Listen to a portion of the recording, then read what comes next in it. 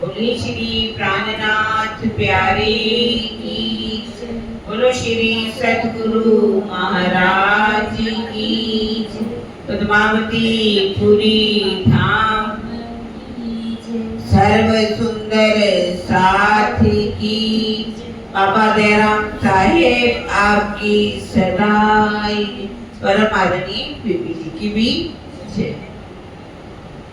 प्रथम लागू दो चरण को, धनिये न छुड़ायो खिना, लाग तली लालेड़ियाँ मेरे जीव के ही जीवन, इन पाँव तले पड़ी रहूं, धनी नजर खोलो बातना, पलना वारू निरखूं नेत्रे, मेरे जीव के ही जीवन, मेरे जीव के ही जीवन। चर्चा प्रारंभ होते हैं, सुनो साथ चित रे, भजो राज श्याम श्री प्राणनाथ, सखी जीवन हमारा है। श्री महामति कहिए साथ जी, भया चर्चा का वखत, अब तुम सुनियो चित्त दे, लाल आगे आए बैठे न तखत, लाल आगे आए बैठे न तखत।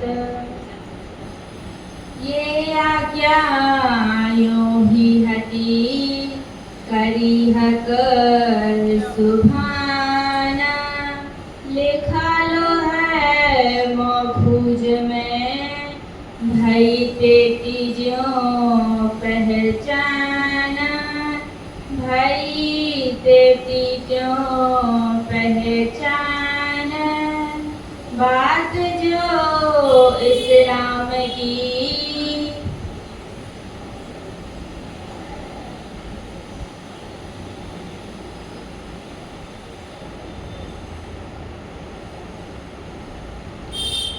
प्रणाम जी, सब सुंदर साथ के चरणों में प्रणाम जी। आप अक्षर के धाम के धनी श्री प्राणनाथ जी, लालदास जी के धाम हृदय में विराजमान होकर के अब हमें बिहारी जी को कैसे गादी पर बिठाया जाता है और बिहारी जी कैसे कैसे नियम बनाते हैं, फूल बाई को कैसे त्याग करना पड़ता है अपना शरीर, आगे भी तक सुनेंगे। कल हमने दोनों स्वरूपों का मिलाप कैसे हो, राम जी भाई अपने घर में ले जाते हैं, उनके घर में आड़ी का लीला शुरू हो जाती है। राम जी भाई की बहू अजबाई मेघ बाई को जाकर के सारी बातें बताती है, वो गोवर्धन जी को भेजती है, गोवर्धन जी जाकर के चरणों में प्रणाम करते हैं, चर्चा सुनते हैं और मेराज जी भी अब पीछे पीछे चले जाते हैं। जब उन्होंने चरणों में जाकर के प्रणाम किया, उनके हृदय में जागृत बुद्धि आ गई। दोनों भाइयों में बहुत प्रेम था। कैसा प्रेम था? दो नाते की बात है। एक तो परम धाम की आत्माएं और दूसरा नाता कौन सा? दो भाई थी, शरीरों का भी प्रेम। इस तरह दोनों भाइयों का प्रेम इतना अधिक हो जाता है वो सतगुरु महाराज के चरणों में चर्चा सुनते हैं जाकर, लेकिन सामलिया ठाकुर जो बड़े भाई हैं उनको काम करना पड़ता है, जिस कारण से तीनों भाइयों में लड़ाई हो जाती है। जब पिताजी को पता चलता है, वो किसके पास लेके जाते हैं? कांची भट्ट के पास। किस तरह से प्रश्न पूछते हैं, लेकिन कांची भट्ट को प्रश्नों का उत्तर नहीं आता, जवाब नहीं दे पाते। तो केशव ठाकुर जी कहते हैं कि आप जहाँ जाओ चर्चा सुन सकते हो। वहां पर कैसे दो दिए बन जाते हैं, शिकायत हो जाती है, दोनों में किसी चमत्कार हो जाता है, और आगे कसौटी भी गोवर्धन जी का धाम गमन हो जाता है। और कसौटी कितनी कसते हैं, कसौटी पर उनका शरीर जर्जर हो जाता है और उसको हटाने के लिए अरब में भेजा जाता है। अरब की भी आपने चर्चा सुनी। वापिस लौटने पर प्रणाम स्वीकार नहीं होता। बालबाई, श्याम जी और बिहारी जी की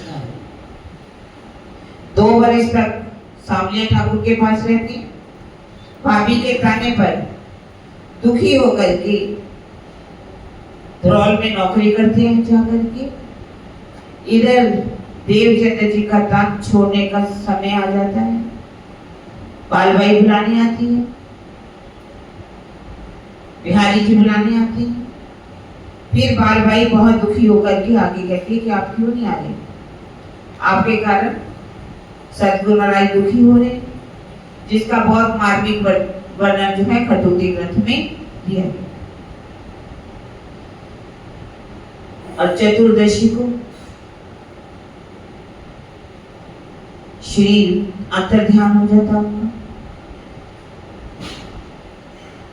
कितना दुखी होते हैं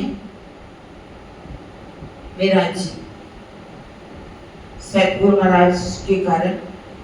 इसका माने वर्णन अगर आप पढ़ना हो तो प्रकाश हिंदुस्तानी में पढ़िए।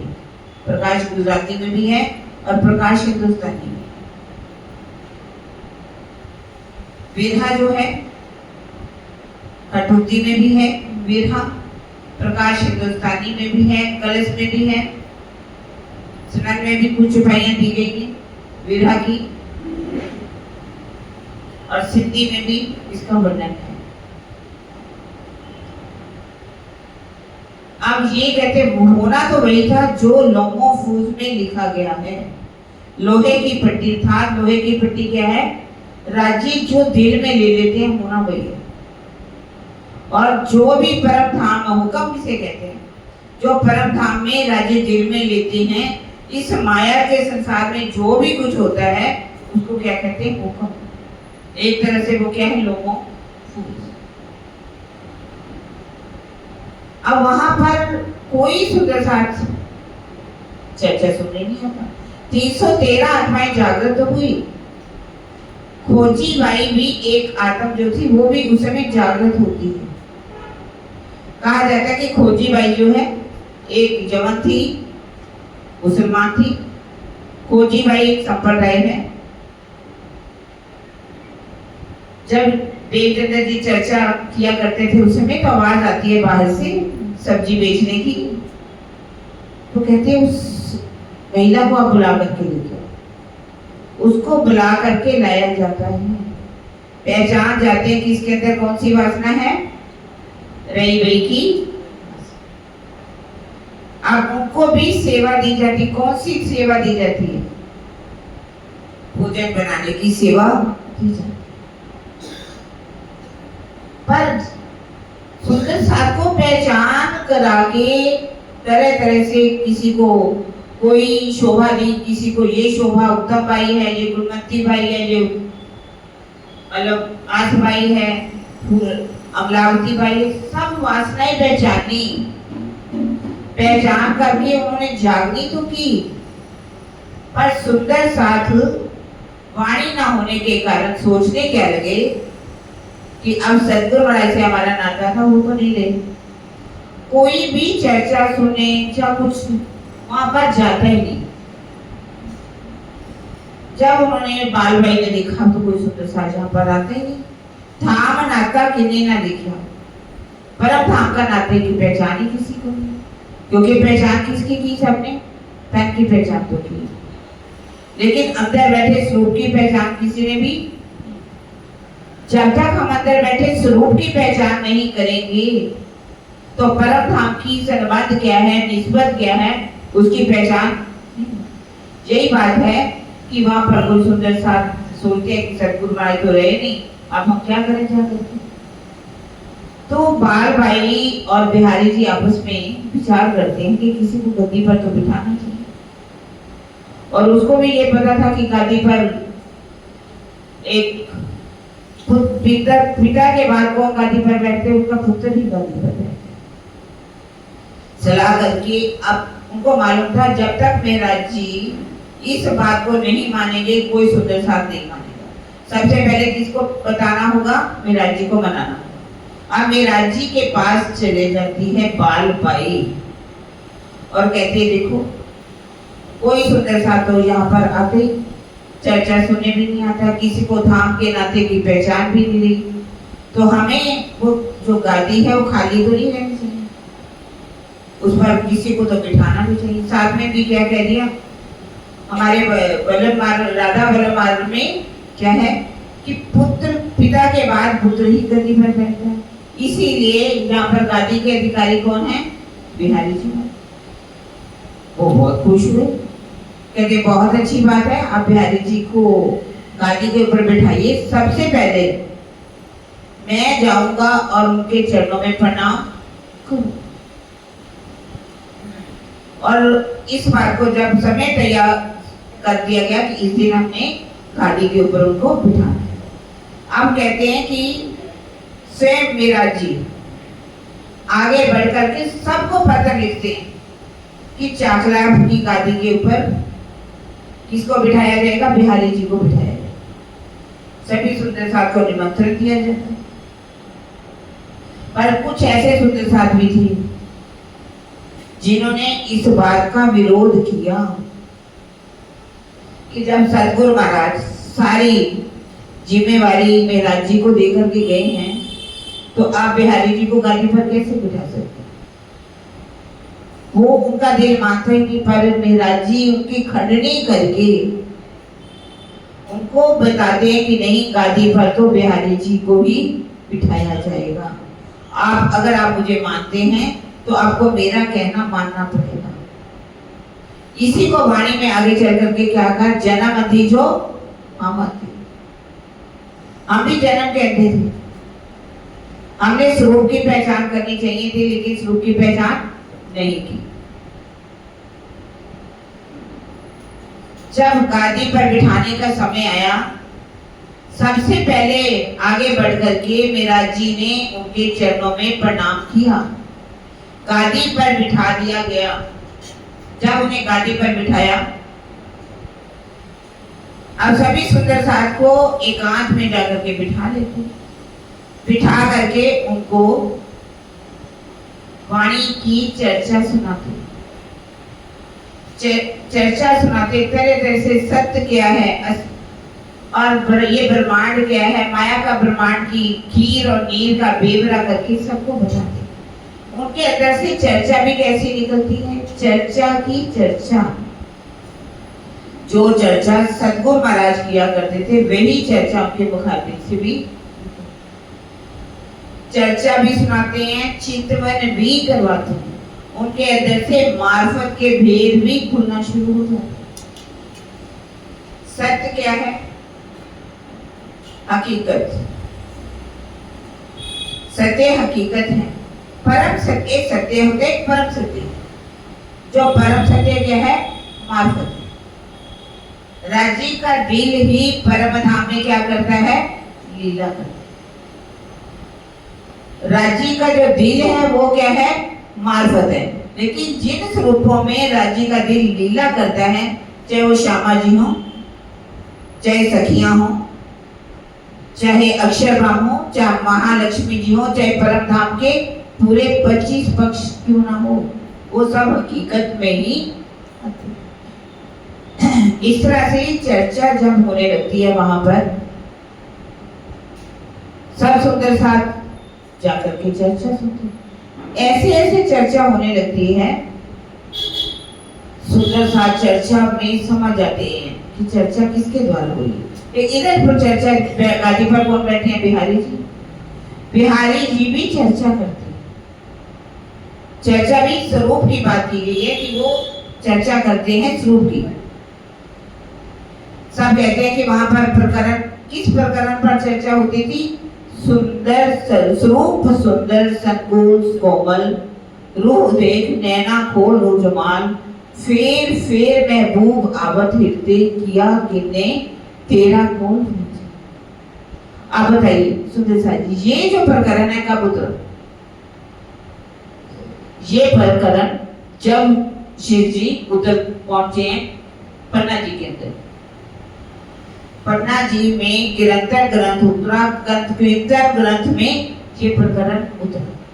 उस समय तो ये वाणी उतरी नहीं थी, तो ये प्रकरण हम कैसे कह सकते हैं कि ये प्रकरण उस समय उतरा? स्वरूप सुंदर संकुल। हाँ, जब वो कहीं आते जाते देवचंद्र जी जब राज्य के स्वरूप का वर्णन करते, श्यामा जी के स्वरूप का वर्णन करते, तो कभी कभी वो भी उनके कानों में कुछ बातें सुन लेते थे।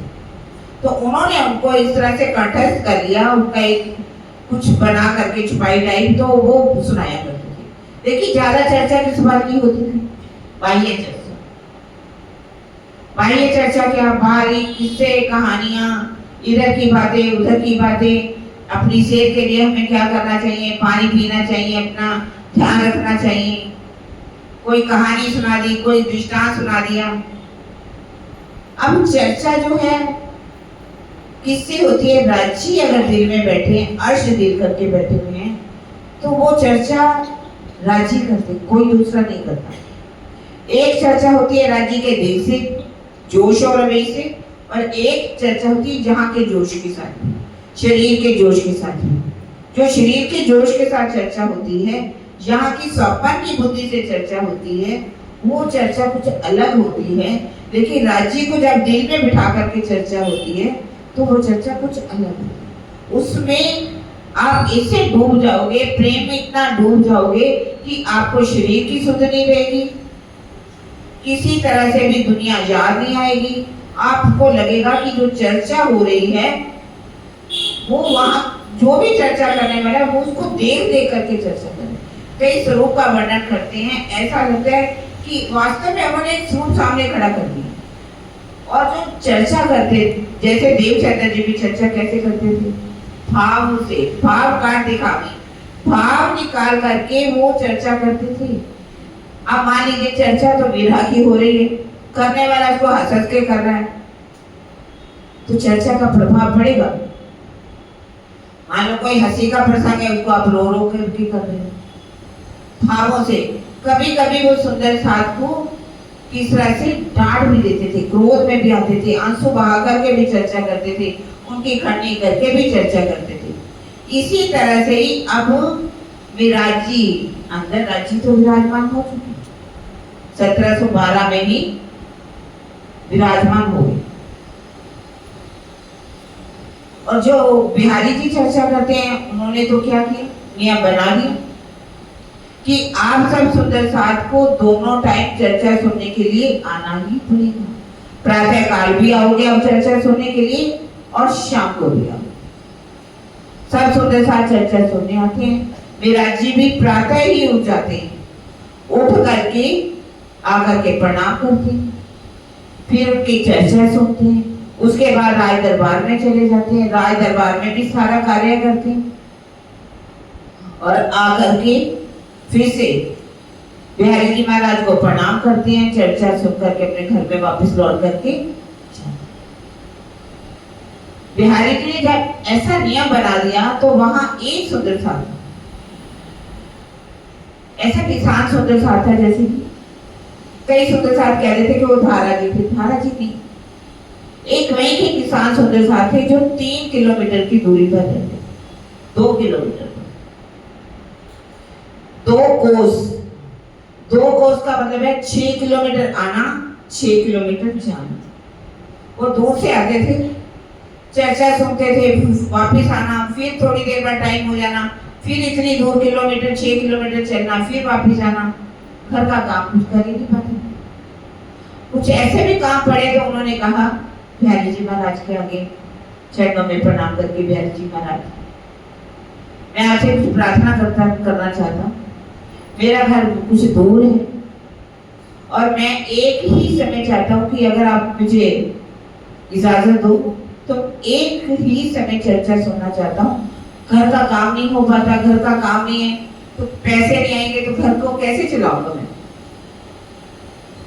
बिहारी जी महाराज तो एक ऐसे थे, उन्होंने कहा देखो आपको तो एक बार की छुट्टी मांग रहे हो ना, मैं आपको दोनों टाइम की छुट्टी दे रहा हूँ। आप दोनों टाइम ही आप चर्चा सुनने के लिए। अरे उन्होंने सोचा क्या हो गया जी, बहुत मनाया उन्होंने बिहारी जी महाराज को कि आप मान जाइए, मैं तो आप कहोगे मैं दोनों टाइम आऊंगा, लेकिन आप मुझे सुंदर सास में से निष्कासित मत कीजिए। लेकिन वो कहते नहीं, आप चर्चा सुनने नहीं आते।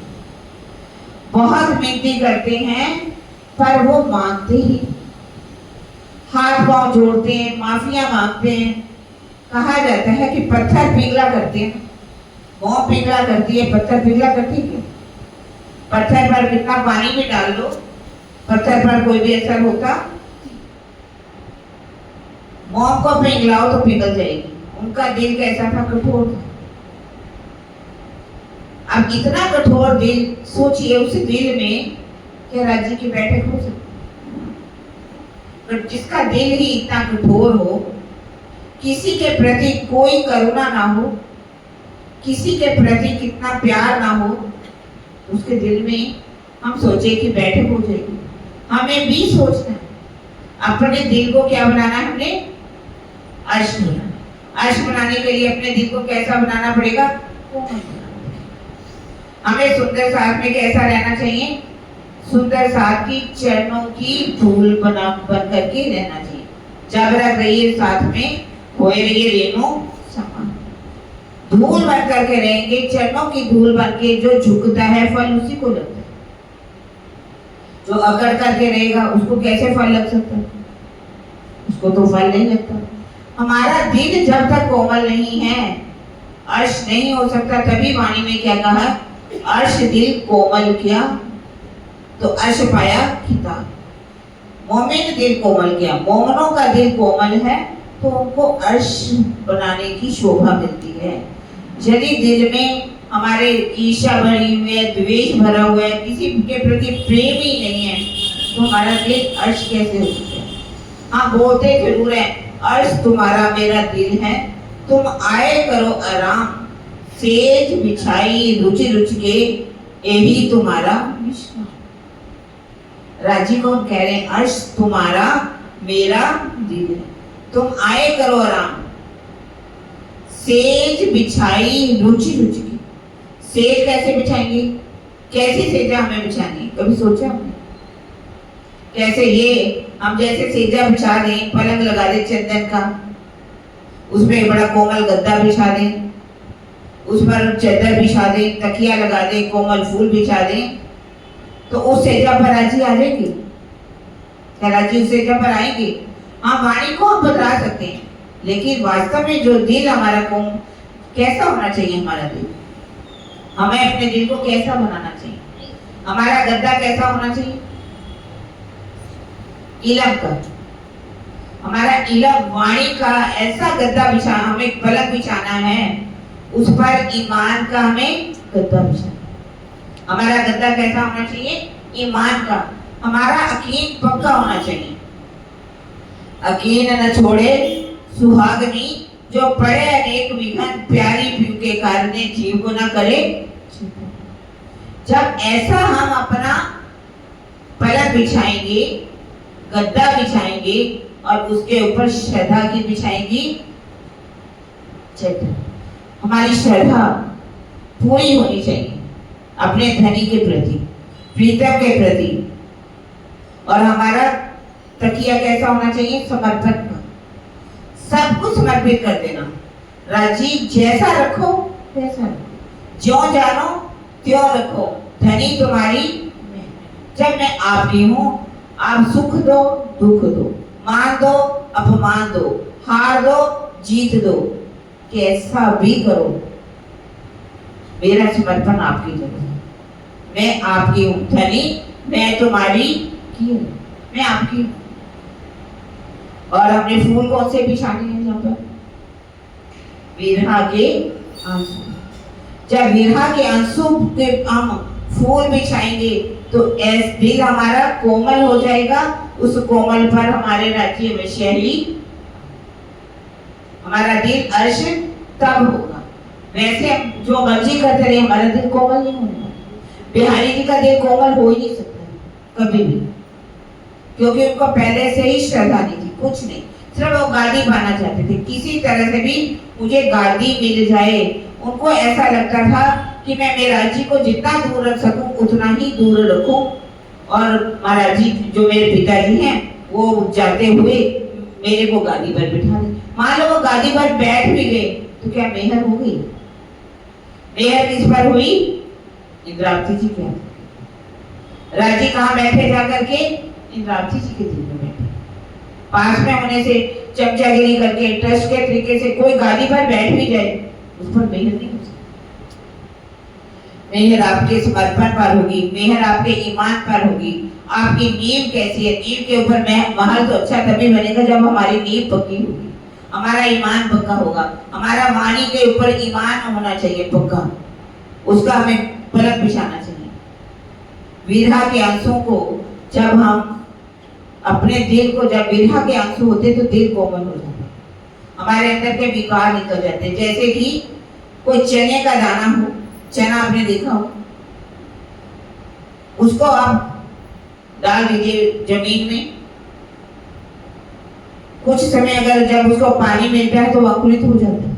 लेकिन उसी चने को यदि आपने रेता में भून दिया, फिर आप चाहो कि उसमें से कोई अंकुर निकले, कभी नहीं निकलेगा। हमारे अंदर विकार पैदा हो सकते हैं, लेकिन यदि विरहा में हमने डूब करके अपने प्रीतम को अपने हृदय में बसा लिया तो फिर कभी भी हमारे अंदर विकार नहीं आ सकता। और विरहा में डूब करके ही ये विकार पूरे। अब जैसे ही बहुत कोशिश करने पर भी बिहारी जी पर कोई असर नहीं, उन्होंने सोचा कि अब मुझे क्या करना चाहिए? जाना चाहिए मेराज जी की, वही मेरी बात सुन सकते। वो मेराज जी के घर गए। जैसे ही फूलबाई जी घर में थी, शादी तो हुई थी, उन्होंने कहा फूलबाई जी को सारी देखा कि एक सुंदर सा मेरे घर में आया है, भूखा प्यासा। उन्होंने उठ बिठाया, उनको पानी पिलाया, खाना खिलाया। तो उन्होंने कहा मेराज जी कहते हैं कुछ समय बाद आने वाले। ये बात अभी बिहारी जी महाराज के पास पहुंच गई कि फूलबाई जी ने, जिसको हमने निकाला था, उन्होंने क्या किया? उनको भोजन करवा दिया।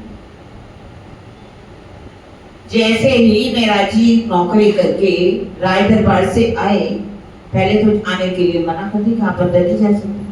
कहते मेरा क्या कसूर किया, आखिर मुझे क्यों नहीं जाने दिया जा रहा? उन्होंने कहा बिहारी जी की आज्ञा नहीं। उन्होंने कहा बात तो बताओ मुझे। अब बिहारी जी ने बुला लिया। कहते देखो मेराज, जिस सुंदर साथ को मैंने यहाँ से निकाल दिया और उसको आपकी पत्नी ने अपने घर में पनाह दी और उनको भोजन भी करवा दिया। आप एक काम कीजिए, आप दोनों में से एक को चुन लीजिए, धर्म को चुन लीजिए या अपनी पत्नी को चुन लीजिए।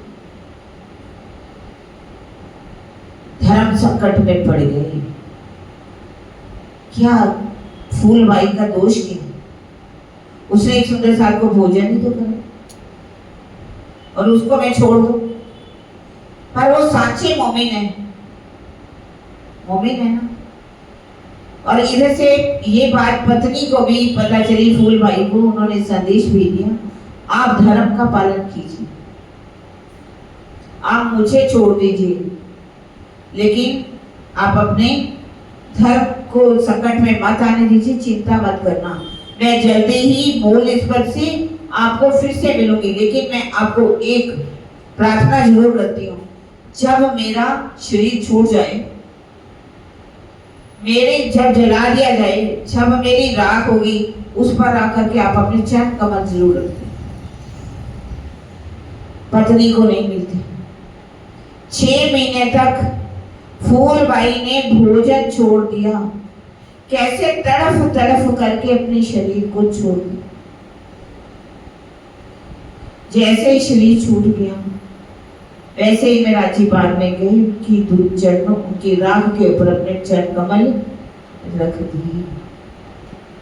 अब विरहा में, अब पहले तो कुछ घर की जिम्मेवारी थी, अब मुझसे भी छूट गए। अब राय दरबार में जाते हैं और बाकी सारा समय सुंदर साथ की सेवा में लग जाते हैं, चर्चा सुनाते हैं, चितवन करते हैं। वहां चर्चा चितवन होते हैं। प्रातः काल भी चितवन करवाते हैं, शाम को भी चितवन कराते हैं। सुंदर साथ को इतना आनंद में डुबो देते हैं। अब मन में क्या आता है उनके कि मैं जो बाहर सुंदर साथ रहते हैं उनको भी बुलाऊं और उनका भी सुख लूं। अब उसके लिए मुझे क्या करना पड़ेगा? गोविंद फेड़े का कार्य तो करना ही पड़ेगा। जो माया का काम है गोविंद फेड़े से ही होता है। अब हम सोचे कुछ भी कार्य कर रहे हैं, उसके लिए माया का होना तो जरूरी है ना। हम सोचे कि माया को बिल्कुल छोड़ दे तो नहीं हो सकता। अब अधिक कार्य करते हैं और वहां पर जितना भी पैसा है राजकोष में जमा कराना शुरू। इसको गोविंद फेड़ा क्यों कहा गया? गोविंद फेड़ा तो इसलिए कहा गया ना, वैसे एक गोविंद पटेल की कहानी सबने सुनी होगी बहुत अच्छी तरह से। एक गोविंद पटेल ने एक अपना मंडल बना रखा था, भूत मंडल जिसे। उस मंडल में जो भी जाता था फंस जाता था, उस मंडल में जो भी जाता था कोई फंस जाता था। 3 वहां से साधु निकले, सबने मना किया कि इस मंडल की तरफ से आप मत जाइए, इस गांव की तरफ से आप भी भूत बन जाओगे। कहते नहीं, हमें माया कुछ नहीं बिगाड़ सकती, हमें भूत गोविंद पटेल हमारा कुछ नहीं बिगाड़ सकता। तीनों ही चल दिए। जब उस गांव में पहुंचे, तरह तरह से उसने बाजार सजा दिया। संसार में जो भी लग्जरीज की जो भी सामान था उस समय के हिसाब से नए नए सामान लगा करके बैठ गए। सब लोग कह रहे आओ आओ, ले लो ले लो ले लो, कुछ तो ले लो। तीनों, पहला साधु जा रहा है, दूसरा भी जा रहा है, तीसरा भी पीछे देखा देखी जा रहे हैं। जब देखा गोविंद पटेल है, ये तो मेरे मंडल से निकल जाएंगे, मुझे कुछ तो करना ही चाहिए, फंसाना चाहिए इनको। अब वो स्वयं आ गया कंबल लेकर के, कहने लगा सर्दी की ऋतु आ रही है, आप ऐसा कीजिए कंबल तो लेते रहिए, आप निकल तो रही हो। पहला जो था उसने कदम बाहर रख दिया, उसका नहीं, जिसने मुझे भेजा है जब सर्दी लगेगी कंबल भी मिल जाएगा। दूसरा जो है वो देखा देखी निकल जाता है, कहता इन्होंने लिया तो मैं क्यों लूं। लेकिन तीसरा जो है जैसे ही इसने बाहर कदम तो रख लिया, उसके दिल में आया नहीं, कंबल तो ले ही लेना चाहिए, सर्दी की ऋतु आ रही है, काम आएगा। जैसे ही कंबल को हाथ लगाया वो फंस गया। पहली कौन है? ब्रह्म सृष्टि। माया में रहेगी लेकिन माया उसको लगेगी। माया गोविंद फेड़े के मंडल में रहेंगे, जैसे कि कमल का फूल किसमें रहता है? कीचड़ में रहकर भी उसको कीचड़ लगता। लेकिन जो दूसरा था ईश्वरी सृष्टि, देखा देखी तो वो भी निकल जाती है, वो भी माया को छोड़ देती है। लेकिन जो कौन है? जीव सृष्टि। कोशिश भी कर लो, वो ना होते हुए भी माया में फंसेगी ही फंसेगी। उसको माया ही अच्छी लगेगी, सोचेगी नहीं नहीं हमें इतना पैसा इकट्ठा करना है, हमें ये करना है, हमें वो करना है। पर अब ये बात इसलिए कहा गई है, ये माया का काम कर रहे हैं, माया से काम कर रहे हैं, लेकिन उसमें उनके लिए कोई भी ऐसा नहीं है अपने लिए नहीं, ताकि मैं बाहर के सुंदर साथ को भी बुलाऊं और उनको भी सुकून। यहाँ पर ये भी बात कही जाती है कि कुछ वो क्या करना चाहते थे? भंडारा करना चाहते थे सतगुरु महाराज का। और ये भी कहा जाता है, कुछ विद्वानों का कहना है कि वो जागनी की सेवा करना चाहते। यदि वो भंडारा कहें कि वो भंडारा करना चाहते थे, भंडारा करते मान लीजिए वो, तो क्या वो बिहारी जी को इसमें सम्मिलित नहीं करते? बिहारी जी को भी तो लेना पड़ता ना। बिहारी जी को भी इसमें आना पड़ता और बिहारी जी भी चर्चा इत्यादि उनको भी करनी पड़ती। बिहारी जी इसमें बिल्कुल भी इन्वॉल्व नहीं, बिल्कुल भी। सिर्फ ये कर रहे हैं विराट जी ही मैं सुंदर साथ की सेवा करूं, जागनी सेवा करूं। जो भंडारे बनाए जाते हैं, भंडारों में विशेष रूप में क्या होता है, प्रातः काल क्या बनाना है, सुंदर साथ को क्या खिलाना है, दोपहर का खाने में क्या क्या खिलाना है, शाम का फिर उनको नाश्ता क्या देना है, रात को क्या देना है, इस समय शोभा यात्रा निकलनी है, इस समय नाच गाना होगा, इस समय हमें झांकियां बना बना करके दिखाई जाएंगी। इससे क्या जागने की सेवा होती है? सुंदर साथ को चर्चा सुनाई जाए, चितवन कराई जाए, वाणी गायन सुनाया जाए, जिससे उनकी आत्मा को कुछ खुराक मिलेगी। इसलिए इसको जागनी सेवा कहा जाता है। इसको हम भंडारे की बात नहीं कह सकते कि उन्होंने भंडारा करना चाहा। हाँ, वो उन्होंने बिहारी जी महाराज को वो बहुत इज्जत देते थे, इसलिए उन्होंने सोचा उनके लिए कैसे वस्त्र होने चाहिए महाराजाओं के। राजा महाराजा जो वस्त्र पहनते हैं, उन्होंने राजकोष में से, राज दरबार में से जो राजाओं के कपड़े थे वो ले लिए। अब उन्होंने सोचा कि सुंदर साथ को बुलाया जाएगा, उसके लिए हमें राशन इत्यादि भी चाहिए, जैसे आटा है, घी है, तेल है, बेसन है, जो भी चावल है, दालें हैं। एक कांजी नाम का एक सुंदर साथ था, उनको रखा कि आप जैसे भी हो सब सामान इकट्ठा करते जाइए। पैसे की आप हाथ कंजूसी मत करना, कंजूस लिखा हुआ, कंजूसी मत करना, कंजूस हाथ मत खींचना कि मुझे इतना नहीं, और ये सोच करके लेना कैसे होलसेल में जाना है, कहाँ से हमें अच्छा चीज मिले। इस तरह से आप तरीके से सारा सामान इकट्ठा किया। सब सामान एकत्रित होने लगा, इकट्ठा होने लगा। जैसे कि बिहारी जी के वस्त्र बनवाने हैं तो उनका नाम भी तो लेना पड़ेगा। उनका एक है नाग जी, जो उनका दत्तक पुत्र था, उसके भी सोचा है, उसको सोने की कटार रखने का बहुत शौक है, उनके लिए सोने की कटार बनाई। और जितने भी सुंदर साथ थे उनके लिए वस्त्रों का भी इंतजाम किया है।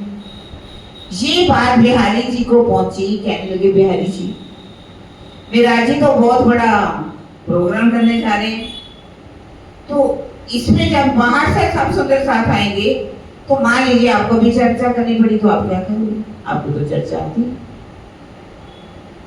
और सब में ये चर्चा सुनाएंगे तो सारे लोग किसको मानेंगे? सुंदर साथ किसको मानेगा? बिहारी जी को तो मानेंगे।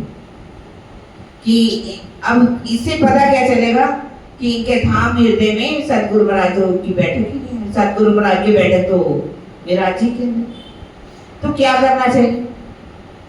आप सोचिए कि ये जो प्रोग्राम होने जा रहा है, जो जागनी का सेवा होने जा रही है, हमें इसको होने ही आओ देखा ना। तो बिहारी जी अंदर त्याग किए और राजा के पास पहुंच गए। राजा को क्या कहा जा करके कि आपके दरबार में जो मिराज आकर के नौकरी करते हैं वो चोरी कर रहे हैं। आपके दरबार में से जाकर के देखो, वहां से कपड़ा भी निकाला गया है, वहां पर आपके कुछ सामान जो है जितना भी इकट्ठा होगा क्योंकि घर में जा रहा है। कहते हैं कि राजा लोग कान के कच्चे होते हैं।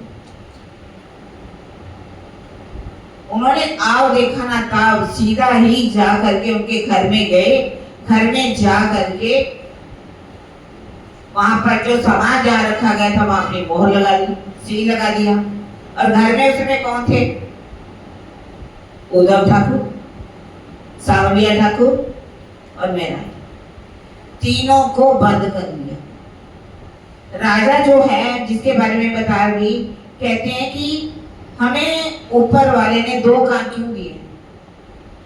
ज्यादा सुनो और मुख दिया है एक, काम बोलो। पर हम करते क्या? ज्यादा बोलते हैं, काम सुनते हैं। किसी की बात तो सुनी नहीं, अपनी बात को फौरन बोलो। राजा भी इस तरह से थे, उसको सुनना चाहिए था। पहले तहकीक करनी चाहिए थी क्या वास्तव में उन्होंने चोरी की है या नहीं की। ये तो उन्होंने देखा ही नहीं। जैसे ही तीनों को ला करके नजर बंद किया, ऐसा नहीं कि जेल में डाला गया, नजर बंद करना और जेल में डालने का फर्क होता है। वो भी उनके जहाँ पर वजीर की रानियां रहती थी उसी पर नौतनपुरी में, आज भी हम जाएं तो वो स्थान आज भी है जहाँ पर उनको बंद किया गया, नजर बंद कर दिया गया।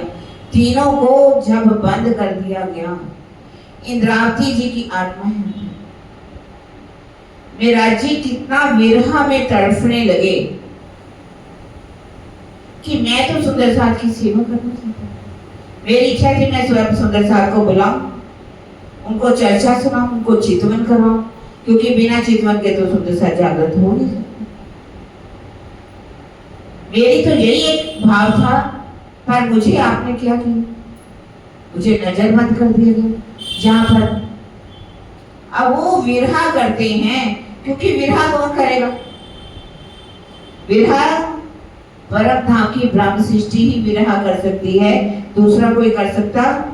तभी क्या कहा, विरहा नहीं ब्रह्मांड में बिना सुहागी नाम, सुहागिन आत्म पीयू की वतन पार के।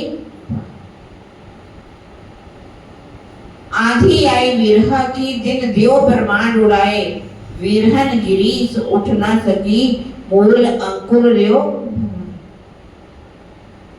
विरहा नहीं ब्रह्मांड में बिना सुहागिन, आत्मा ही परम धाम की विरहा कर सकती। और उनके अंदर जब आंधी इतनी आई विरह की, उनके लिए ब्रह्मांड आग के समान दिखाई देने लगे। विरहन का यही लक्षण है, विरहन को ये लक्षण, ग्रह आंगन ना सुहाए, रतन जड़ित जो मंदिर उठ उठ खाने।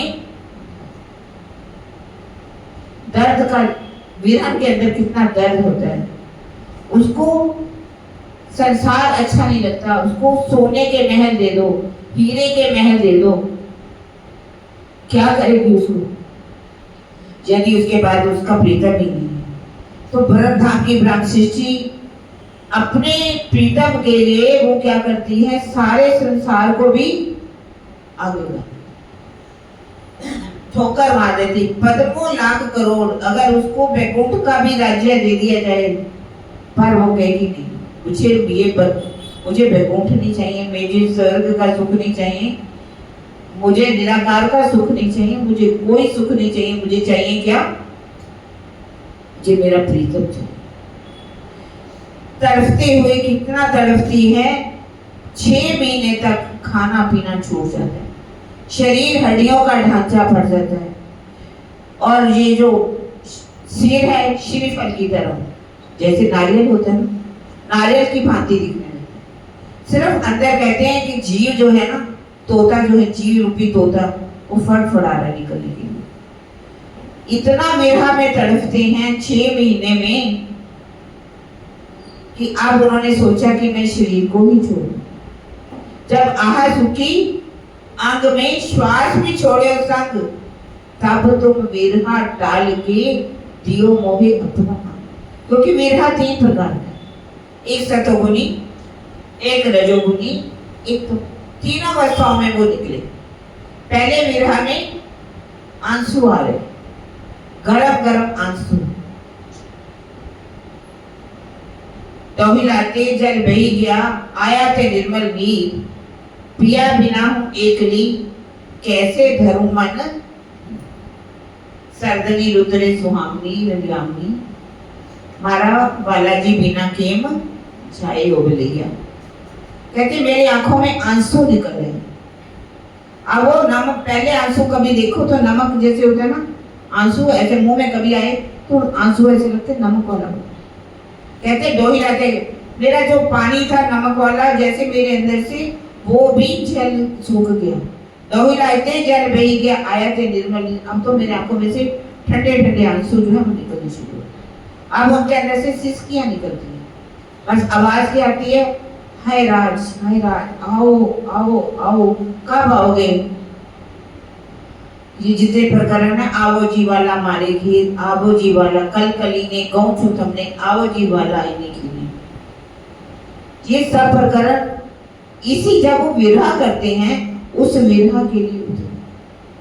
अब ऐसे विरह करते, तीसरा विरह, अब उन्होंने दूसरा विरह के दूसरे में कैसे आहें निकलनी शुरू हुई, तीसरे में तो अब उन्होंने सोच लिया कि अब मैं इस शरीर को भी छोड़, अब मुझे इस शरीर को भी नहीं रखना। जैसे ही उन्होंने इस विरह को लिया, कहते कि आह सुखी अंग में श्वास भी छोड़े संग, तब तुम विरह टाल के दियो मुहे अपना अंग। मैं तो अपना दे रही पर तुम ही राख्या जीव, बल दे आप खड़ी करी कछु कारज अपने भी। उसी समय कहा जाता है कि राजी आ गए, उन्होंने दर्शन दिया। जब दर्शन दिया, राजी का स्वरूप तो है, लेकिन उनके साथ श्यामा जी और कभी कौन से दिखाई दे रहे हैं, देवचंद्र जी। कभी देवचंद्र जी दिखाई दे रहे हैं सतगुरु महाराज के रूप में, और कभी श्यामा जी दिखाई दे रहे हैं। इसी के लिए उन्होंने बाद में विरह किया, ओ मेरे धनी धाम के दूल्हा, मैं कर ना सकी पहचान, सो रहूं मैं याद कर कर जो मारे हेत के। मैं आपके स्वरूप की पहचान ही नहीं कर सकती। मैं आपको देवचंद्र जी मानती रही, मैं सतगुरु महाराज मानती रही, मैं आपके तन को ही देखती रही, लेकिन आपके अंदर कौन विराजमान था, मैं उसकी पहचान। जैसे ही विराजमान हुए स्वयं धाम धनी, अब वाणी का अवतरण शुरू। वाणी में सबसे पहले राज, जिसे अंजीर कहा गया, किसका श्रृंगार उतरता है, ठकुरानी जी का श्रृंगार, सुंदर साध का श्रृंगार, राजी का श्रृंगार, और रामते उतरे। और ये रामते आगे चल करके बेड़ता में भी उतरती। जैसे ही अंजीर ग्रंथ उतर गया, प्रकाश गुजराती का अवतरण शुरू हुआ। प्रकाश गुजराती में कितना विरह करते हैं अपने सतगुरु के लिए, कि सतगुरु महाराज मैं आपके स्वरूप की पहचान नहीं कर सकता, ओही ओही करती फिरूं और करूं हाय हाय रे। ऐसे उनके अंदर से आवाज निकलती, ओही ओही करती फिरूं। फिर दूसरा भी है कि मेरे अंदर धनी विराजमान है, पर कोई उनकी पहचान नहीं करता। खटोती ग्रंथ में कितना विरह किया उन्होंने, खटोती ग्रंथ का खटोती ग्रंथ भी वहां पर उतर जाता है। और उसके बाद कलश ग्रंथ की बीज रूप में दो चौपाई, बीज पड़ता है, दो चौपाई उतरती है। जैसे जैसे वाणी उतरनी शुरू हुई, जो उनके भाई थे सांवलिया ठाकुर, कहते काले पत्थर ठीक होते सो भी हुए टूक, वो जिनके साथ लड़ाई करते रहते थे हर समय, जिन्होंने उनके स्वरूप की को पहचाना ही नहीं था, आज उनको पता चला, जिसको मैं अपना भाई कह रहा था, कि मेरा भाई नहीं है, ये तो कोई महान पुरुष है। अभी भी उनको पूर्ण पहचान नहीं हुई, पहचान तो लिया। और उनके साथ छोटे कौन है, उद्धव ठाकुर। अब जैसे ही वाणी का अवतरण शुरू हुआ, उन्होंने उन चौपाइयों को दीवार के ऊपर लिखना शुरू। कोयला था अंदर, जैसे आग जलाई जाती है, कोयले तो बनते हैं, कोयले से दीवारों पर लिखना। जैसे ही वहां पर राज की रामते उतरने लगी, तो ऐसी आवाज आने लगी कि जैसे रामते हो रही है, घुघरों की आवाज आ रही है, पाइप की आवाज आ रही है, जो भूषणों की आवाज आने लगी। तो वहां की जो रानियां थी, उनको लगा यहाँ तो कुछ एक रोशनी दिखाई दे रही है, कुछ आवाजें आ रही। उन्होंने झरोखों में से देखना शुरू किया, उनको भी दर्शन हुए। उनको भी राज की रामते जब होती थी, पूरा ऐसा ही रामते दिखने लगती थी। जब उन्होंने देखा, उन्होंने बाद में पूछा, और उन्होंने शाई कलम कागज का इंतजाम करके दे दिया, और उससे सारी जितनी थी वाणी ज्यों ज्यों उतरती गई, उस वाणी को उद्धव ठाकुर जी लिखना शुरू। 6 महीने तक ये वाणी उतरती। और ये वाणी जो है, आगे जब चलेंगे सूरत में कलश जो है वहां उतर जाती है। सनंद की वाणी जो है जब अमुक शहर में जाएंगे सनंद की वाणी वहां उतरती है। प्रकाश हिंदुस्तानी, कलश हिंदुस्तानी, ये भी कहाँ उतर जाती है? अमुक शहर के अंदर।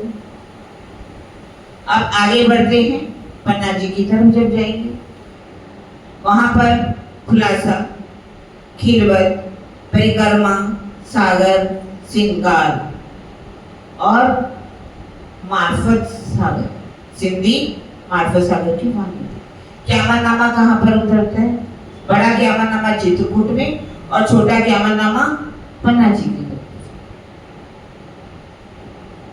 चौपाई भी आती है, जेती परिक्रमा निज धाम की, सातों स्वरूप श्री राज, सो सारे पर ना मिले वास्ते सयन के सुख। जेती परिक्रमा निज धाम की, कितनी परम धाम की परिक्रमाएं हैं? 7। सबको पता है 7 परिक्रमा है। बाहर से चलो आठों सागर 8 जमी, छोटी राम, 4 हवेली, तीसरी वन की नहरें, चौथी मानिक पहाड़ की हद, 5वीं ज्वेलों की नहरें, 6ठी में तो पूरी पट पीपल की चौकी, फूलबाग, नूरबाग, अनबन, दूधलीचा, पश्चिम की जुगाड़, लाल समुद्रा, बड़ोवन, मधुवन, मामन, ताड़वन, पुखराजी पहाड़ और पहली परिक्रमा को सी निज धाम। इस तरह से 7 परिक्रमा निज धाम, जेती परिक्रमा निज धाम की 7 स्वरूप श्री। अब कुछ सुंदर साथ का कहना है कि 7 स्वरूप श्री राज वो कौन कौन से मान लेते हैं कि 3 बार जो है सागर ग्रंथ में वर्णन किया गया, 2 बार श्यामा जी का, 5 वो मान लेते हैं और 2 कौन से मान लेते हैं? रास में राज्य श्यामा जी का, ठकुरानी का जो श्रृंगार, तो इसको 7 स्वरूप मान लेते हैं। अब देखिए क्या कह रहे हैं, जेती परिक्रमा निज धाम की 7 स्वरूप श्री राज, सो सारे परनामी ने वास्ते सयन के सुख। कहां पर उतरे? पन्ना जी परिक्रमा ग्रंथ वहां पर उतरा, सागर भी वहीं पर उतरा, श्रृंगार ग्रंथ भी वहीं पर उतरा। 3 बार राज्य का वर्णन श्रृंगार का कहाँ किया गया है? सागर ग्रंथ के। और 4 बार श्रृंगार ग्रंथ में आप पढ़िए, नख से शिख तक का वर्णन श्रृंगार ग्रंथ में। इस तरह से 4 और 3 7। अगर हम लेते हैं हंसा के, तो हंसा में तो वाणी 2 स्वरूप जो वर्णन किए गए हैं रास ग्रंथ में, वो तो वहां उतरे हंसा में, उसको इसके अंदर हम नहीं मान सकते। कुछ होता है किताबों के हिसाब से भी कर लेती, खुलासा, खिलवत, सागर, श्रृंगार, परिक्रमा, सागर, श्रृंगार, सिंधी मार्फत। लेकिन वहां पर क्यामतनामा, छोटा क्यामतनामा भी उतरा। यहाँ तक ये कहा जाता है तीसरा क्यामतनामा भी है, जो वाणी में भले नहीं डाला गया लेकिन तीसरा क्यामतनामा भी है। तो इसलिए हम अगर हिसाब लगाएंगे तो 7 परिक्रमा जो 7 स्वरूप कौन से माने जाएंगे? 3 सागर के और 4 श्रृंगार। अब वहां ये वाणी जो है जैसे, और किरंतर ग्रंथ कहाँ का उतरा? जहां जहां शिव जी साहब जाएंगे वहां पर जैसा भी राज्य ने वाणी देनी थी, वहां वहां किरंतर एक जगह पर तो उतरे। शुरू के वे प्रकरण जब 1712 के बाद उनके अंदर बैठक हो गई, जितने महराज के नाम से किरंतन है वो कहाँ उतरे? 1712 से लेकर के 1715 में।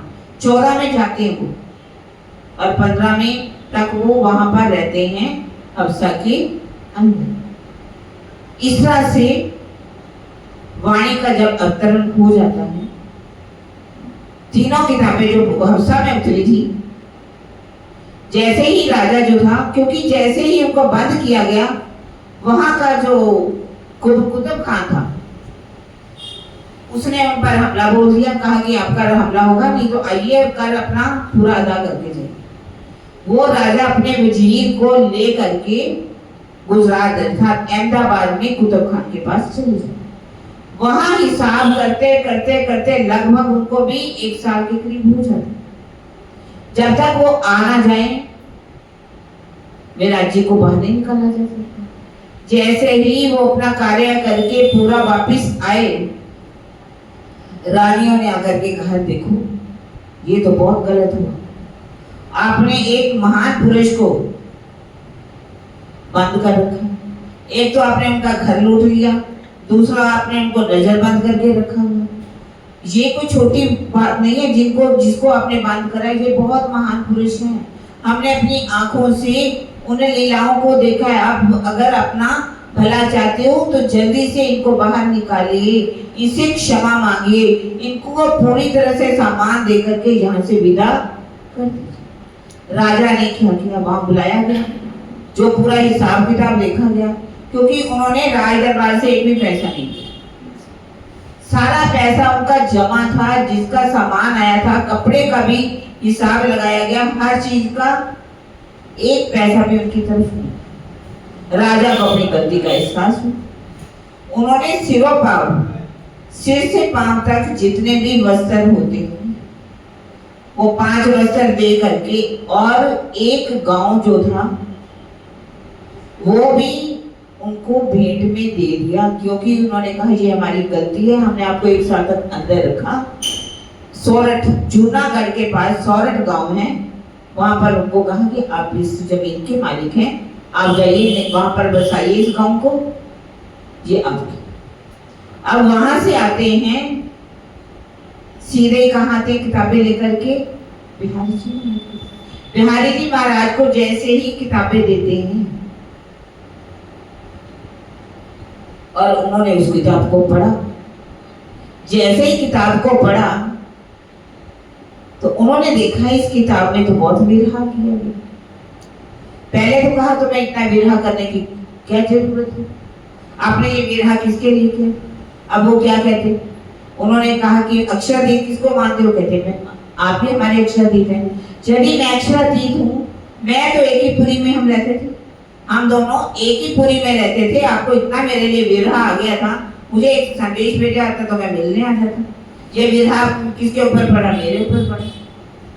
और आगे जब उन्होंने किताब पढ़ा उसमें लिखा इंद्रावती के में अंगे संगे इंद्रावती मेरो अंग, जो अंग सोपे इंद्रावती तमे प्रेमे रमाडू रंग, सुख ल्यों सुखे जगाऊं साथ, इंद्रावती जी को उपमा मैं दई।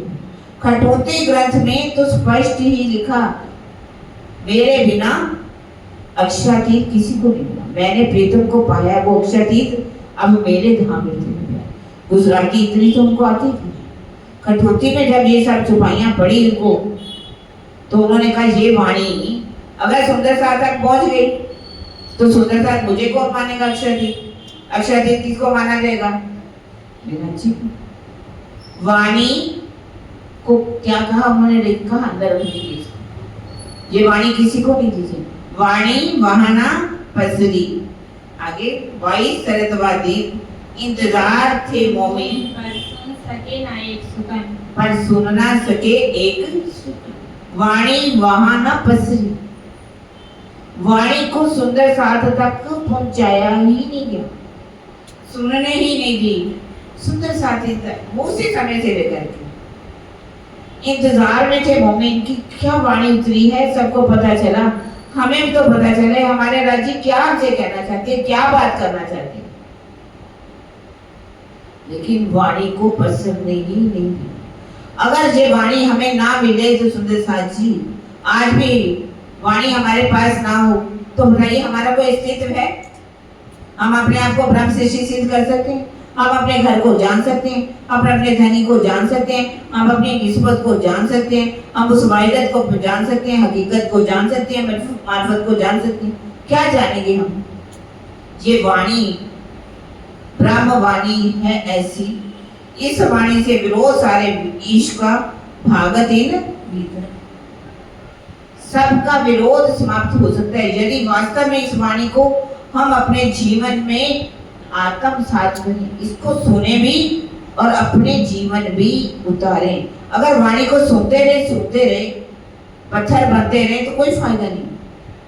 जितनी मर्जी वाणी सुनो, हमारे अंदर का विरोध समाप्त ही नहीं हो सकता, प्रेम आएगा ही नहीं कि वाणी जो है वो सत्य है। इस सत्यवाणी मत के दियो जो इनको सार, इस वाणी को हमें जीवन में उतारना होगा, रहनी में उतारना होगा, रहनी में उतार करके ही हम अपनी आत्मा को जागृत कर सकते हैं। अब सुंदर साथ को मान लीजिए वाणी पढ़ने ना दी जाए, कोई कहे कि वाणी पढ़नी नहीं, आगे बिहारी जी ने तो अब रूल बना ही दिया कि सुंदर साथ को वाणी देनी ही नहीं, उनको पढ़ने ही नहीं देनी। अब क्या करते मेरा जी, कुछ नहीं था। अब गए तो थे अंदर में राज, लेकिन जब वहां से निकले तो क्या बन गए? प्राण। अब अंदर कौन बैठ के जुगत स्वरूप है, तो वो कौन है ना, अब हमारे प्राण। अब उन्होंने सोचा कि क्या किया जाए, तो उनको जो जमीन दी गई थी उन्होंने सोचा जूनागढ़ की तरफ चला जाए। सोरठ में जो हमें जमीन मिली, बिहारी जी के पास गए, कहते देखो बिहारी जी, अगर आप कहो तो जो जमीन है उसको गांव बसाने के लिए मुझे वहां जाना है, आप कहिए तो मैं जाऊं। कहते हाँ जरूर जाओ, जरूर जाओ, दूर हो जाओ यहाँ से, आपको जाना ही आपके लिए अच्छा है, काम करो, कुछ काम बहुत जरूरी है। कहते ऐसा है, जो वाणी उतरी थी हम देख तो लेंगे, आप हमें, आपके तो किसी काम की नहीं, आप मुझे दे दीजिए। कहा जाता है उन्होंने कहा लो ले जाओ, ले जाओ, किताबें ले ली और चल दिए अब जूनागढ़ की। 1716 का समय था, जब जूनागढ़ में जा रहे थे तो रास्ते में नदी बढ़ती थी, किसी कारण से पानी पीने के लिए वो नदी में गए, तो वहां पर तेज कुंवरी जी अपने पिता के साथ वहां पर खड़ी थी, पानी को भरने आई हुई थी। जैसे ही उन्होंने मेराज जी को देखा तो उन्होंने घूंघट कर लिया। पिताजी कहने लगे पुत्री, तुमने इस क्षत्रिय को लेकर के घूंघट क्यों करी? घूंघट तो हमेशा पति से किया जाता है, तुमने घूंघट क्यों करी? मैं तो तुझे कितने समय से कह रहा हूँ शादी कर लो, शादी कर लो, तुम शादी का नाम ही नहीं ले रही, पर आज इनको देख करके घूंघट किया क्या? कहते ये जो पुरुष खड़े हैं क्षत्रिय, जाओ इसे पूछो आपका नाम मेराज है, आपकी पहली पत्नी का नाम फूलबाई है, जिसने प्राण त्यागे थे, उसने कहा था मैं अपने मुंह स्पर्श से फिर से मैं आपको जल्दी पालूं। जब उनके पिता उनके पास गए, सारी बात पूछी, तो उन्होंने कहा हाँ मेरा नाम मेराज है, मेरी पहली पत्नी फूलबाई थी, और किस तरह से उनसे सारी बात बता दी। पिताजी को भी जब ये पता चल गया कि ये वास्तविक के पूर्व जन्म के पति हैं, तो उन्होंने उनका क्या कर दिया, पानी। आज की तरह कोई धूमधाम से शादी नहीं। आज शादी में होता क्या, शादियां जो होती हैं शादी है, लेकिन शादी के नाम से इतने आडंबर हो रहे हैं, ना जाने कभी पहले इतने फंक्शन हुआ ही नहीं करते थे, आज लोग कितने फंक्शन होने लगे। इतना पैसा पानी की तरह बहाया जाता है, जिसका कोई आते हैं लोग खाते हैं चले जाते हैं। एक एक प्लेट 2500 की, 3000 की, 5000 की, 10,000, जितनी भी पैसा डालते जाओ उतनी प्लेट खाओ। खाना तो वही है जो खाना खाया जाता है, खाना कम खाया जाता है और गिराया। फिर लोग पता क्या कहते हैं, हमने 5000 का सामान डाला, 5000 का तो खा के जाना चाहिए ना, सबको बच्चों प्लेटें उठाओ और खाओ। मन में एक सुबह से खाना नहीं खाना, आज हमने फंक्शन पे जाना है, शादी पे वहीं जा करके खाना खाना। और शादी के नाम से लाखों करोड़ों, अभी अभी आपने अंबानी के बेटे की शादी सबने देखी, 5000 करोड़ रुपया शादी के ऊपर। और उनकी बात तो छोड़िए, मान लीजिए उनके तो कहते हैं 15 दिन की कमाई होगी, कुछ ही दिनों की कमाई, उसको तो अरबों खरबों पति है। हम बहुत से सुंदर साथ, क्या दुनिया वाले भी शादी को सोचते हैं कि हम भी ऐसी शादी करेंगे, भले कर्जाई क्यों ना हो जाए। अरे कर्जाई बन जाओगे, जीवन भर कोलू का बैल बने रहोगे, सुख कब भोगोगे? थोड़ी दिन की, 2 दिन की शादी, 3 दिन की शादी, उसमें लाखों करोड़ों रुपया पानी की तरह बहा दिया जाए। ये क्या है? प्रतिष्ठा के लिए, हमारा नाम होना चाहिए। पर उस समय उन्होंने जो शादी की, पानी में सिर्फ हाथ में हाथ रखा और उनकी शादी। पहुंच जाते हैं जूनागढ़ में।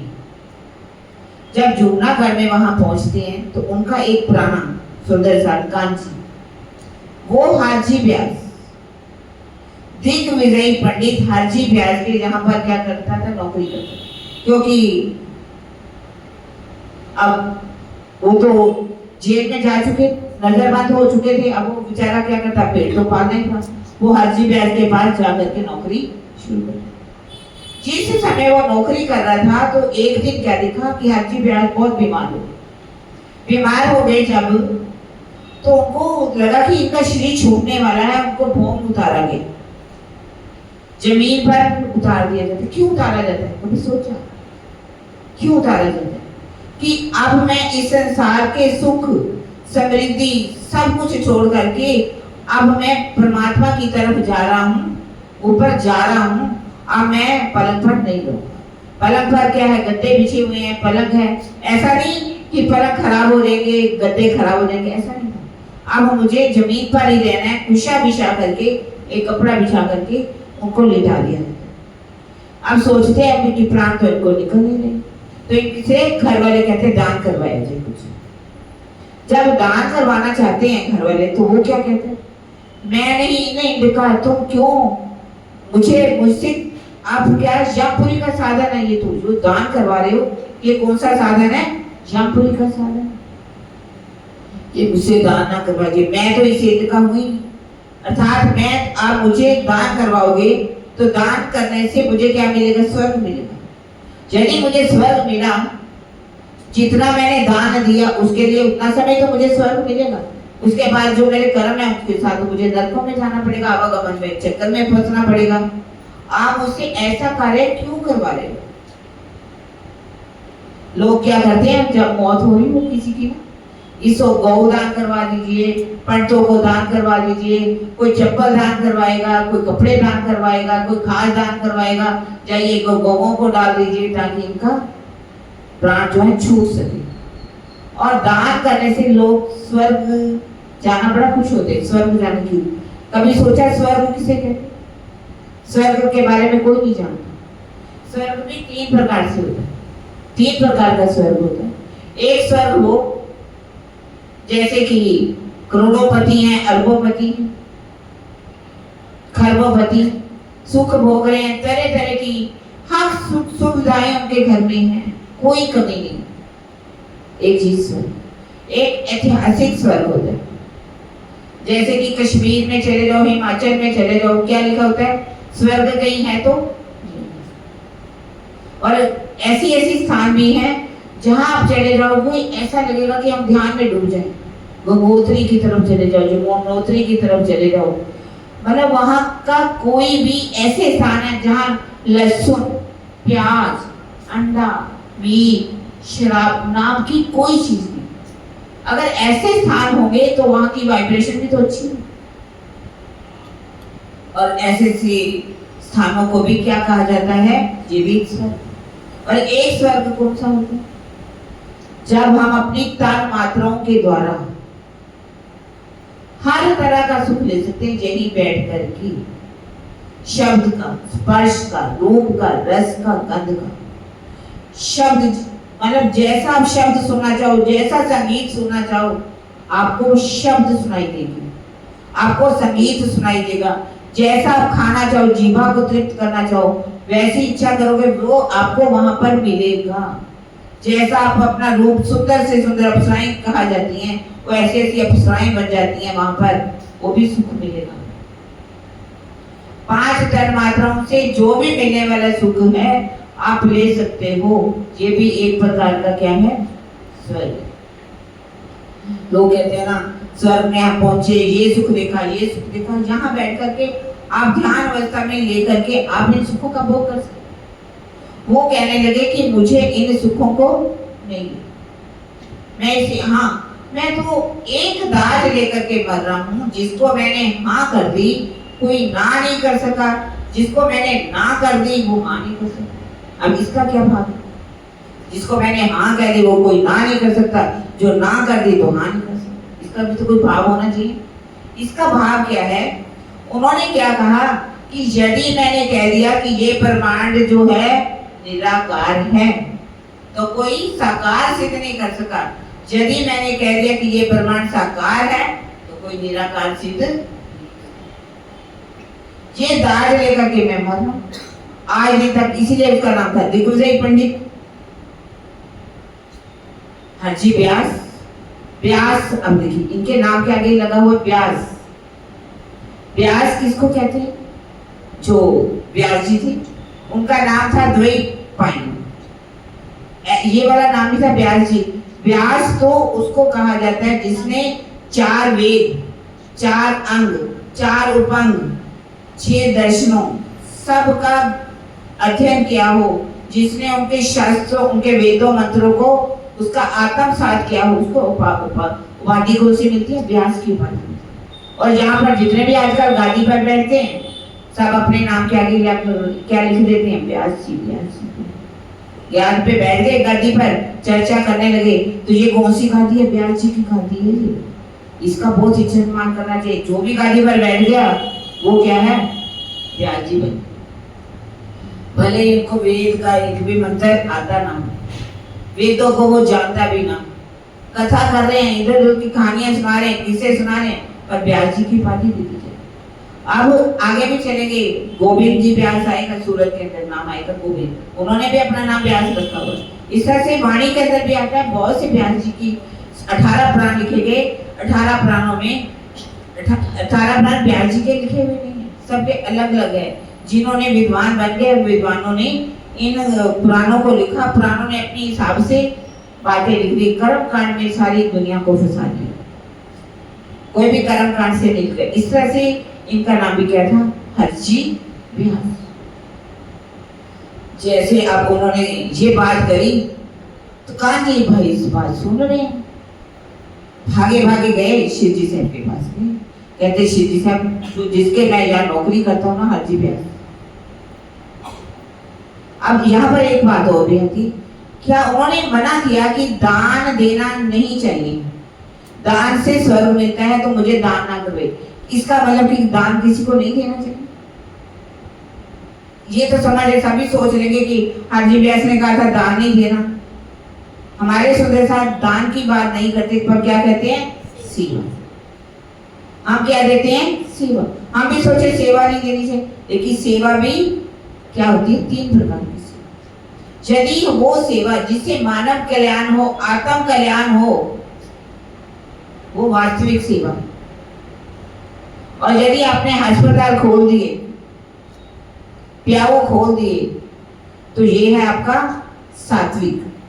और यदि हमने सोचा ये मैंने कमरा बनवाया है, इस कमरे के ऊपर मेरा नाम लिख दिया जाए, मैंने पंखा दान दिया है, पंखे पे नाम लिख दिया जाए, ये कूलर मैंने दिया है तो कूलर पे नाम लिया जाए, मेरी प्रतिष्ठा हुई है। ये है राजसी सेवा। तीसरी प्रकार की सेवा होती है तामसी सेवा, ईर्ष्या के साथ सेवा देनी। उसने 1 लाख दिया, उसका नाम कैसे हो गया? और मैं आपके इतने दूंगा, 2 लाख दूंगा। उसने 2 लाख दिया तो मैं 4 लाख दूंगा। ये सेवा कौन सी कहलाती है? तामसी सेवा। ईर्ष्या की अग्नि में जल करके जो सेवा की जाती है वो होती तामसी सेवा। पर हमें कौन सी सेवा करनी है? वास्तविक सेवा, आत्मिक सेवा, जिससे किसी का आत्मिक कल्याण हो। ऐसा नहीं कि आपकी सेवा से कोई गुलछने उड़ाए, ऐश करे। और ये तामसी सेवा, जैसे कि हम जाते हैं, हमारे पीछे पीछे लोग पड़ जाते हैं, आप कुछ दे दो दे दो दे दो। हम उनको कहते हैं 10 रुपए 20 रुपए 50 रुपए दे देते। वो पैसों से क्या करता जाकर के? शराब पिएगा, मांस खाएगा, नशा करेगा। तो ये आपके ऊपर क्या है? तामसी सेवा है। ये आपके ऊपर गुनाह है, हमारे सबके ऊपर गुनाह है यदि हम ऐसा करें। हाँ, खाना खिला दो, मान लीजिए उसकी भूख मिट जाएगी। कपड़ा दे दो तो वो भी फट जाएगा, भूख भी लगेगी। लेकिन यदि आपने किसी की आत्मिक सेवा की, उसको ज्ञान दे दिया, उसका जीव भवसागर से पार हो गया, वो अखंड सुखों में चला गया, तो इससे बड़ी सेवा हाजी ब्याज अब जो जाकर के कांची भाई बता रहे हैं उनको सारी बात बता दी। शिव जी से हमने कहा देखो, उन्होंने अंदर से हुक्म किया, अब मेरा हुक्म है कि तुम जाकर के उसकी सेवा करो। पहले वो क्या करता था? नौकरी करता था। अब क्या कहा? मेरा हुक्म है अब सेवा करो और साथ तुम रहना वहां पर। जो उसने बात की थी उसकी साक्षी तुम ही दोगे। अब उसके भाव जागृत हुए। देखिए सेवा और नौकरी में बहुत अंतर है।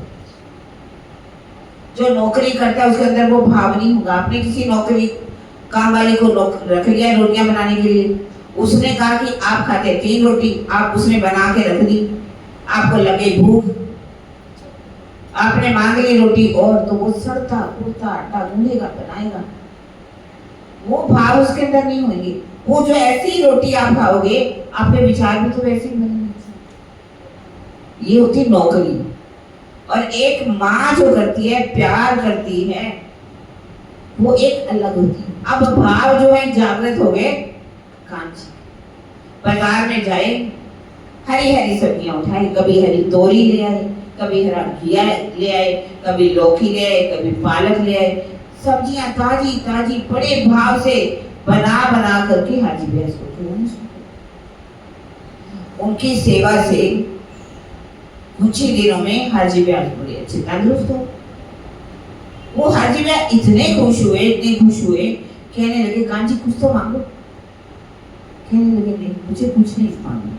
कहते नहीं भाई तुम सेवा कर रहे हो, कहते अभी आप ठीक हो जाओ। पर जब वो अच्छी तरह बिल्कुल ठीक हो गए तो कहने लगे देखो, यदि मुझे कोई, मैं सुनाता हूँ कथा, 5000 में मुझे दे, मैं इतना खुश नहीं होता जो मैं तुम्हारी सेवा से खुश हूँ। तुम्हारी सेवा जो है, जैसे एक पत्नी है, उसका पति मान लीजिए पूरी रात उल्टियां करे, जहाँ उसको उसका पेट खराब हो जाए, तो वो सेवा करती है, प्यार से सेवा करती है, उसके अंदर खींच नहीं आती। तुमने जो मेरी सेवा की है ना, बहुत प्यार से की है, तुमने मुझे इतना अच्छा कर दिया, मांग तो सही, कुछ मांग लो। कहने लगा बस एक ही मांगे कि यहाँ पर एक महात्मा जी आए हुए हैं, आप ऐसा कीजिए, हमसे कुछ चर्चा सुना दीजिए। कहते ये तो मेरा काम है। मांगा भी तो तुमने, क्या मांगा? आप जाओ उनको बुला करके लेके। अब चलता है कांची लेने के लिए, शिव जी साहब को लेकर के आता है। कहते एक बात है, वहां जाकर के मुझे शिव जी का प्राणा जी इत्यादि कुछ नहीं बोलना तुमने, ठीक है। अब वो आ जाती, उनको उठता है, प्यार से बोलते हैं, कब जगह देता है, कहता है अगर आप देने आए तो दीजिए, अगर आपके पास हो तो दीजिए, अगर आपको हो तो मैं देता हूँ। अब ऐसा उन्होंने कहा कि नहीं, मैं ज्ञान सुनना चाहता हूँ, आप ऐसा ज्ञान सुनाइए जिससे मेरी आत्म जागृत हो, मुझे कुछ पार का ज्ञान दीजिए, आध्यात्मिक ज्ञान सुनाइए। कहते फिर इसका ज्ञान तो भागवत के अंदर है, मैं आपको क्या सुनाता हूँ, भागवत। अब शिव जी बैठे हुए हैं, भागवत सुन रहे हैं। भागवत में भी क्या क्या लिखा हुआ है, ऐसी ऐसी भी बातें कपोड़े टाइप लिखे हुए कि आप उस पर विश्वास नहीं कर सकते कि लिखा क्या हो।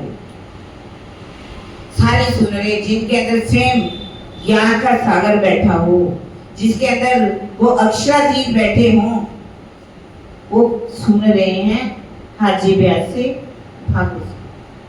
भागवत सुनाते सुनाते आ जाता है 84 लाख योजन का मंदिर। 84 लाख योजन के मंदिर की जब बात सुना रहे हैं तो उसमें एक कहानी लिखी हुई है। एक ब्राह्मण था, वो ब्राह्मण जो था वो आकर के युधिष्ठिर का जोर जोर से कुंडा लगा, घंटी जो थी ना, बड़ा बड़ा घंटा लगा हुआ था, वो वहां से उतर करके अर्जुन आते, कहते पंडित जी महाराज आप बताइए क्या बात की। कहते जहां पर युधिष्ठिर हो, जहां भीम हो, जहां कृष्ण हो, जहां पर अर्जुन हो, जहां इतने बड़े बड़े महारथी बैठे हों, तो वहां पर कलयुग कैसे आ सकता है? कहते अभी तो कलयुग नहीं है। कहते नहीं, कलयुग आ चुका है। कहते कैसे कलयुग आ गया? कहते कि जो मेरे घर में बालक होते हैं, जैसे ही बालक पैदा होते हैं वो मर जाते हैं। मेरे 8 बालक तो पहले ही पैदा हो चुके, सब मर चुके। तो इसका मतलब कि कलयुग आ चुका है। कहने लगे कि आप ऐसे कीजिए, जैसे ही आपके घर में बालक होने लगे मुझे बता देना, मैं बालक को कहीं जाने नहीं। कहते ठीक है। अब वो घर में गया। जब कुछ समय बाद उसके घर में बालक होने का समय आने वाला था, अर्जुन उसने कहा कि यदि मैं ऐसा नहीं कर पाया तो मैं क्या करूंगा? आत्महत्या करूंगा, आग लगा लूंगा। ये किसने कहा? अर्जुन। जैसे ही बालक होने वाला था उसने इतने तीर कमान की ऐसा एक बना दी दीवार जिसमें हवा भी नहीं निकल सकती। लेकिन जैसे ही बालक पैदा हुआ, बालक तो पहले जिंदा होता था तो मर जाता था, आज मर रहा वही पहले। अब उसने कहा, ब्राह्मण जी ने कहा अर्जुन को जाकर के, देखिए मेरा तो बेटा आगे तो जिंदे तो होते थे, आज तो मरा हुआ पैदा हुआ। तो उसने कहा ठीक है, अगर ऐसा है तो मैं अपने आप को आग लगा लेता हूँ। जैसे ही आग लगाने लगे तो कृष्ण ने कहा रुको, मैं तुम्हें बताता हूँ वो बालक कहाँ गए। अब उस बालक को लेने के लिए चलते हैं दोनों। जब बालक को लेने जाते हैं, उन्होंने तो देखिए भागवत में जो लिखा है ऐसा कि शरीर के साथ गए, वास्तव में शरीर के साथ कोई नहीं जाता, कहीं नहीं जाता। उन्होंने ध्यान के द्वारा 7 लोगों को पार करवाया, ऊपर के 7 लोग जो हैं उसको पार करवाया, शून्य को पार करवाया। जैसे ही निराकार का मंडल महाशून्य जिसे कहा गया है, उसके अंदर आदि नारायण का स्थान है, जहां पर कई थंबों वाली ऐसे ताम्र रत्न जड़ित सिंहासन है जिसके ऊपर वो विराजमान। और उन्होंने वहां पर जाकर के आदिनारायण से मिले। आदिनारायण से कृष्ण जी तो थे ही उनके साथ, वो बालक जितने उनके थे उनको वापस लिए और लेकर के आए वापस। पर ये अब पूछा गया, उन्होंने पूछा कि ये जो कहानी लिखी हुई है, ये बताओ कि ये जो स्थान है 84 लाख योजन का मंदिर लिखा हुआ है, ये स्थान है कहाँ पर? आखिर इसका कहीं कोई तो स्थान होगा। 84 लाख योजन की तो ये धरती भी नहीं है, तो ये 14 लोग, तो बताइए वो है कहाँ पर? अब वो कहते कि देखो ये आदिनारायण का स्थान है। फिर कहते नहीं नहीं नहीं नहीं नहीं, नहीं ये अक्षर का स्थान है। कहते आप एक बात बताइए, ये स्थान किसका है? अक्षर का स्थान है, आदिनारायण का स्थान है। अगर अक्षर का स्थान है तो वो है कहाँ पर? जिसमें भागवत में पारावर ज्योति के बारे में भी, भूमा के बारे में भी शब्द तो आते हैं, क्योंकि भूमा किसको कहा गया? अक्षरधाम को कहा गया। और पारावर ज्योति जो नूर निकल रहा था उसमें से उसकी बात कह रहे हैं। ये नूर तो यहाँ का है ही नहीं। बताओ आपको ये नूर है कहाँ का? ये योजन का मंदिर है कहाँ पर? अब उनकी तो सिटी पिटी हो, क्या बताएं, क्योंकि उनको पता ही नहीं। जब तक तारता वाणी का आपके पास ज्ञान नहीं है, आप इन प्रश्नों का कोई भी उत्तर दे सकता। अब उसके पास तो बुद्धि नहीं है मजाक की, कहाँ से सुनाए? हर ब्याज जो है चरणों में गिर जाते। उससे पहले जो कांची भट्ट है वो कहते, कांची जो है, कांची जो सुंदर साथ है, वो कहता है देखो आप इनसे कुछ अक्षराधीन के बारे में भी पूछ लो। कहते हैं जो शर धक्का मारा, जिसको शर के बारे में पता नहीं, अक्षर के बारे में पता नहीं, उसको अक्षराधीन के बारे में कैसे पता होगा? जैसे उन्होंने ये बात सुनी, चरणों में झुक गए। कहते हे भक्तराज, लगता है आप मेरे कारण में आए। मैं कब से इंतजार कर रहा था, और जो लिखा हुआ था भागवत में, लगता है वो समय आ गया। आप मुझे वो मुस्तकीम की राह बताइए, अर्थात मुझे उस परम धाम की पहचान कराइए, उसकी अक्षर धाम की पहचान कराइए। मैं तो एक गुल्लर के जीव के समान, जैसे एक गुल्लर का पेड़ होता है उस पर कई गुल्लर लगे होते हैं, और हर गुल्लर के अंदर बेशुमार कीड़े होते हैं। एक गुल्लर का जीव दूसरे गुल्लर के जीव को नहीं जानता। उनको क्या पता कि वो सोचता है मैंने आज दिन तक अपने आप को बहुत बड़ा विद्वान माना कि मैं बहुत बड़ा विद्वान हूँ। मुझे ये नहीं पता था कि मैं अहम में भरा हुआ था, मेरे अंदर अहंकार था। आप मेरा अहंकार तोड़ने के लिए आए हो। आप मैंने अपने नाम के आगे जो दिग्विजयी रखा हुआ था, आज मैंने अपने हाथ सारे हथियार आपके सामने रख दिए। आप मुझे उनकी पहचान कराइए, क्षति की पहचान कराइए, उस पारावार ज्योति की पहचान कराइए, वो है कहां पर? अब देखिए पहचान करवाते हैं, ध्यान से सुनिए। ये जो संसार है इसको किसने बनाया? आदि नारायण। उसने क्या कहा? एको हम बहुत से, तो ये ब्रह्मांड बन गया, ये महातत्व बना। महातत्व में मन बना, चित्त बना, बुद्धि बनी, अहंकार बना। और इस मन चित्त बुद्धि अहंकार के बाद 3 गुण बने, सतोगुण रजोगुण। अहम अहंकार बना, अहंकार के बाद 3 गुण बने, और 3 गुणों में रजोगुण, सतोगुण और तमोगुण। सतोगुण में 10 इंद्रियां और 11वां मन है, और जो तमोगुण है उसे 5 तत्व बने, 5 तन मात्राएं बने, और रजोगुण इसमें काम करते हैं सारे। इस तरह ये ब्रह्मांड की उत्पत्ति हो गई। पर ये जो आदि नारायण है वो कहाँ है? वो प्रतिबिंब है, पर इसका बिंब कहाँ पर है? इसका बिंब जो है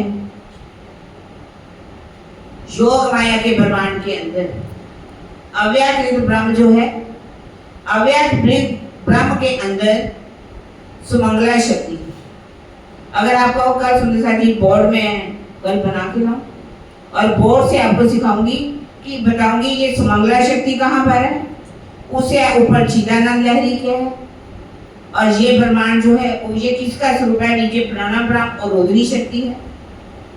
तो इसके बारे में नक्शे के साथ ये स्थान वास्तव में है कहाँ पर लिखा ही होगा मेरे पास, लिख करके मैं आपको बताऊंगी। स्थूल क्या है, सूक्ष्म क्या है, कारण क्या है, महाकारण क्या है, स्थूल में क्या आता है, सूक्ष्म में क्या आता है, कारण में क्या आता है, महाकारण क्या आता है। तो इसको मैं नक्शे में मेरे पास समय मिला, कल मैं आज ही रात लगूंगी और वो बना दूंगी। कल हो सकता है जो प्रोग्राम है कल एक सुंदर साथ के थोड़ी की कुछ तबीयत भी खराब हो रही है, 50% प्रोग्राम है और 50% नहीं भी है।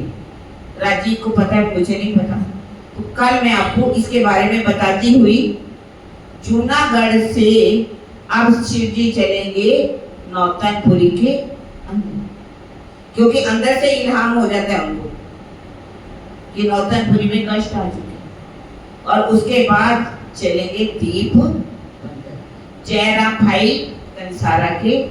पर कल पहले ही सुंदर साथ जी नक्शा शुरू में ही सिखा दिया जाएगा, बता दिया जाएगा, इसको बाद में नहीं किया जाएगा।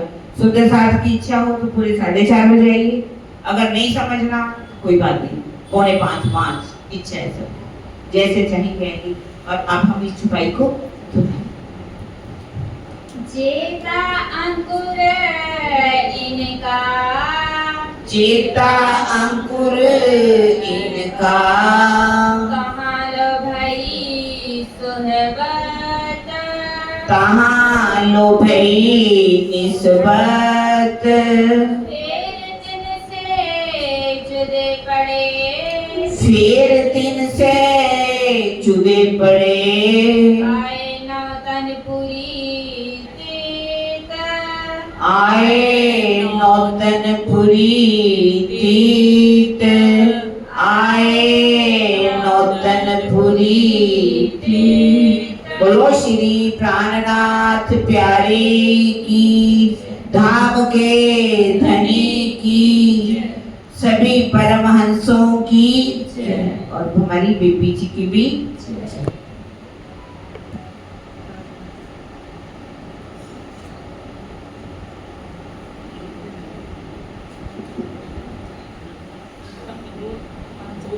हाँ जी सुनिए